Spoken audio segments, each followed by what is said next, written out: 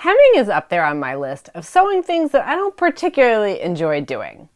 But there's some prep work that you can do to make sewing hems go a little bit more smoothly. Yes, emphasize on prep because these tips can make your hems look better and sew easier. But they're all things you do before sewing the hem. We'll do something out of order, we'll use scissors where you may not think to, and we'll do one extra step that can make things so much easier. Let's start with my favorite hem hack to make hemming life a little less tricky. I love to pre-press a hem, and let me tell you why and what that really means. All types of hems, whether they're for a skirt or a curtain or a pant leg like this, a rolled hem, a blind hem, silk or jersey fabric, whatever, they all pose different kinds of challenges. When you need to hem a smallish tube, like a sleeve or a pant leg, one of the major problems is pretty obvious. It's small at the opening. You've sewed your sleeve or pant leg, and then you need to press up the hem in that small tube. Now, this cut example is actually the bottom part of a sleeve hem of a fairly narrow sleeve that I've had to hem a few times. And yes, you can definitely make the hemming easier by turning this sleeve or pant leg inside out. But there's a couple issues with that. First, you need to have something narrow enough to slip inside, like a sleeve roll, and I can tell you from experience that my sleeve roll does not fit inside this sleeve. So sometimes that tube you're sewing is smaller than a sleeve roll, or you may not have another tool that you could use like a point presser that you could slide the sleeve or leg onto. Or it could just be so small that it doesn't fit on any of that, like a long sleeve for a child, or if the fabric has negative ease or something like that. And the other thing is, if you turn it inside out like this, you might worry about accidentally stretching out your fabric since you'll be doing all the folding from the outside, so you're tending to stretch the fabric at that hemline. I don't tend to worry about that too much, but with your particular fabric, you might. So here is arguably my favorite hem trick. It's not even hardly a trick. It's really just doing something you're already going to do in a different order. To the ironing board we go. Before you sew closed your seam or seams on a sleeve or pant leg, you're going to press your hem fold lines. So this is just another sample of the lower part of the same sleeve that I have here that I already sewed shut, but this one I haven't sewed shut yet. So if you're doing a simple double fold hem where you fold the fabric up once and then again measure and press those fold lines. Let's say I'm doing a sleeve with a 1-inch hemline where you fold the hem half an inch up and then another half an inch in. You'll press both of those fold lines. And it doesn't matter if you typically like to press your hems by folding this up first and then this in, or if you prefer to fold the final hemline and then tuck this in. Doesn't matter either way. And this is literally it. You're not sewing anything now, you're just giving it a memory crease on both of those fold lines. So you're not pinning this or anything at this stage. You're just making a couple of creases here that the fabric will remember on those fold lines. So now you'll just construct things like normal and sew shut that seam or seams if it's a pant leg, and you'll do that with those folds completely open still. And here's my pre-folded and sewed sample sleeve. So now when it's time to pin and sew the hem, it will be so much easier than this one since you've already pre-pressed your hem fold lines. So you just fold that hem into position along your pre-pressed fold lines, pin things into place, and sew your hem however you were planning on it. You might want to give this another quick little press before you pin it, but it'll be a lot less difficult since you've already done the measuring and prep work. Now if you're doing a pant leg where there's two pieces, you can either pre-press the hems on both the front and back legs separately, or after you sew either the side seam or the inseam, depending on how your pants are constructed, you can just pre-press the front and back together across that seam, and then you'll sew shut the second seam. And if you'd like to dive into even more sewing tips and topics, check out today's video sponsor, National Sewing Circle. National Sewing Circle is a go-to online resource for all things sewing.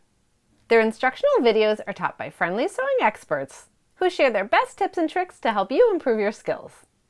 And their videos are perfect for quick learning sessions since many of their videos are only a few minutes long. Their library has videos covering everything from core skills to design elements, finishing touches, and even projects. I want that watermelon pillow. If you're on a mission to learn more about hems, there's dozens of videos about that. Like you might want to watch their video on 2 hand hemming techniques covering slip stitch and blind hem stitches. Or on the complete opposite end of the spectrum, you can learn how to use fusible hem tape for a totally no-sew hem. The first 1,000 of my subscribers to click the link on the video description will get a full year premium membership to National Sewing Circle for only $1.49, valid for new members only. With new premium videos being added all the time, you'll always have fresh ideas to keep you inspired. Thanks to National Sewing Circle for sponsoring this video.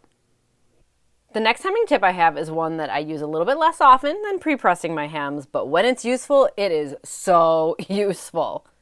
If you need to do a narrow fold for your hem, like a 1/4 inch or 3/8 inch or even a 1/2 inch, it can be difficult to accurately press that.